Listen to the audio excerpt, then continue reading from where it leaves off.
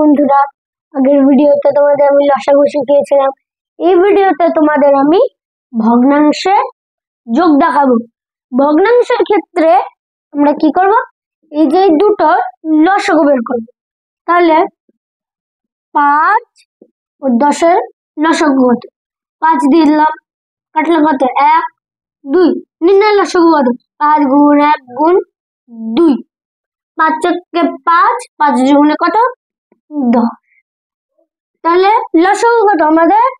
10। একটা দাগ দিয়ে লিখলাম 10। এবার আমরা কি করব, লসাগুকে এই নিচের সংখ্যা দিয়ে ভাগ করব, আর ভাগফল যেটা বেরোবে সেটাকে আমরা 1 দিয়ে কি করব, গুণ করব। তাহলে 10 কে 5 দিয়ে ভাগ করলে কত? 2। আর 2 কে 1 দিয়ে গুণ করলে কত? 2। তাই 2 লিখলাম। এখানে কি আছে? যোগ, লিখলাম যোগ। 10 কে 10 দিয়ে ভাগ করলে কত? 1।